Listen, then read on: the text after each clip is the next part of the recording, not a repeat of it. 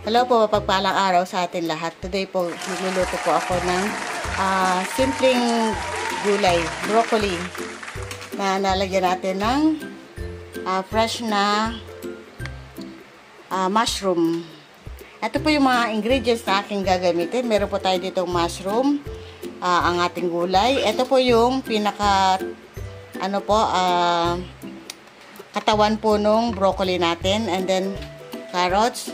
Ito yung ating papanahogin. At ang ating pong broccoli. Ayan. Ang butter, bawang at sibuyas. And then, gagamit po tayo ng oyster sauce, mantika, liquid seasoning, cornstarch, at saka po ang paminta. Ngayon po, nagpapakulo po ako ng tubig dito para po kuhan ko lang po itong ating broccoli. Yan. Para mamaya, hindi na gaanong lulutuin.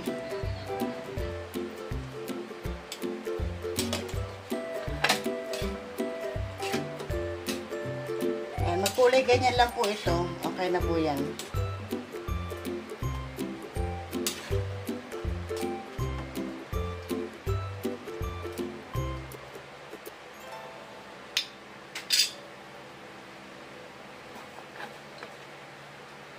Ngayon, habang po iyan ay ating hinihintay, gagawa po ako ng ito pong panahog natin. Lalagyan natin siya ng cornstarch. Yan po.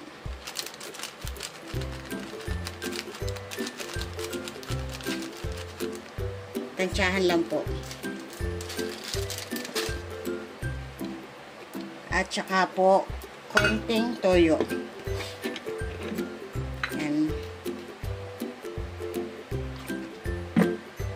Po paminta powder. Ito na po yung napakuluan ko. Nilagyan ko po ng tubig para ma-stop na po yung pag-init niya, yung ma-stop na po yung pagluluto. Ngayon tayo po ay mag-gisa na. Butter. Lagyan natin ng konting mantika para hindi masunog yung butter natin.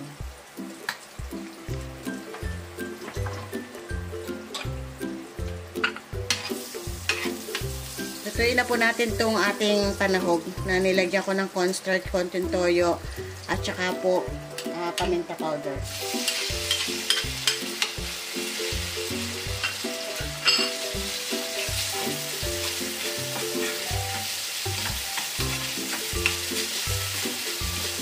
Kailangan po natin maging golden brown to. Ito na po. Lagyan na po natin yung bawang at sibuyas.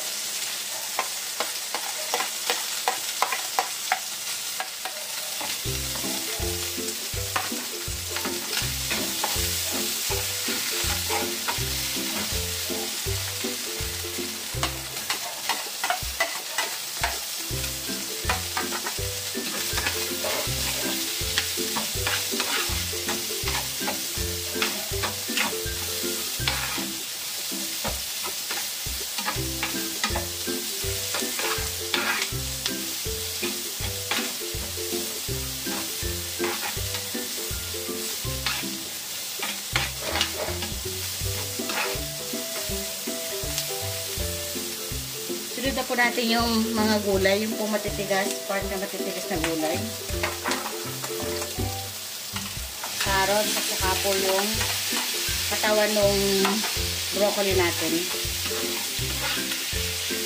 Huwag niyo pong tatapon yung katawan nun kasi balatan nyo lang po yun hanggang sa ma-achieve nyo yung pinakamura niya. Pwede nyo po yun magamit.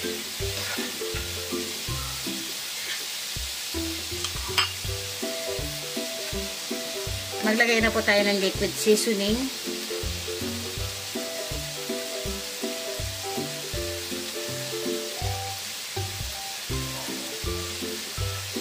Dalawang cup lang po. Dalawang takip lang yun.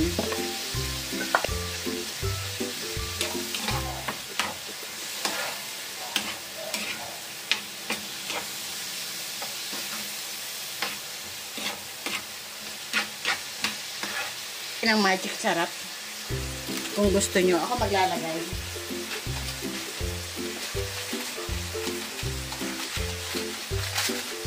Dagdag lasa rin po itong magic sarap. Pero, konti lang.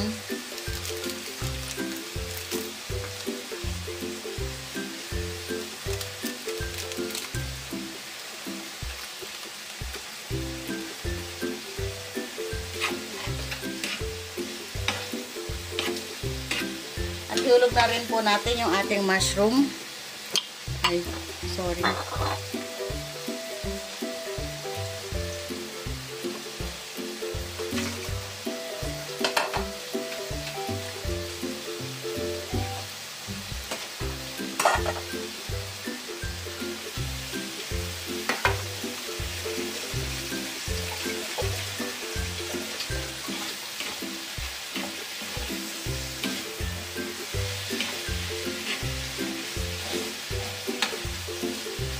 Ano po yung mushroom na to? Shiitake mushroom. Yung fresh po. Nabibili sa supermarket.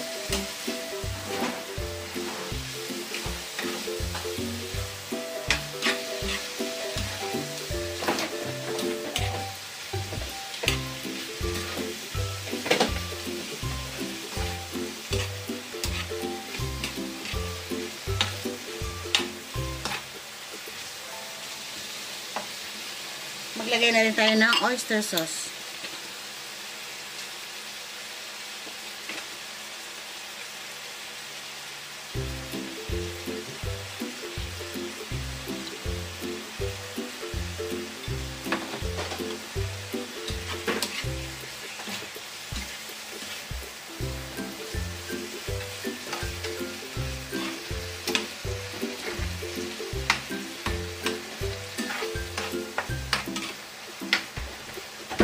Takpan po natin para lumambot.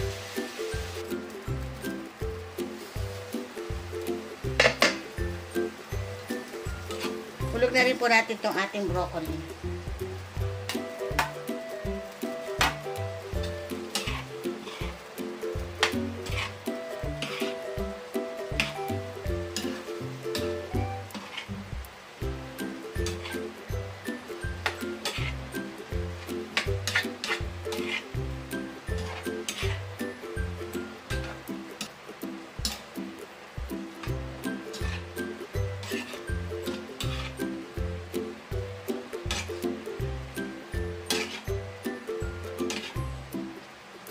Kakalat lang po natin yung lasa dito sa broccoli. Kaya hinahalo-halo ko.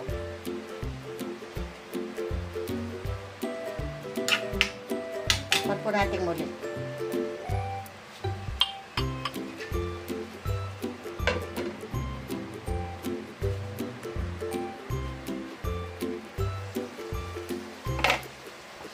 Bango. Ito, tapos na po ang cooking done. Okay na po to.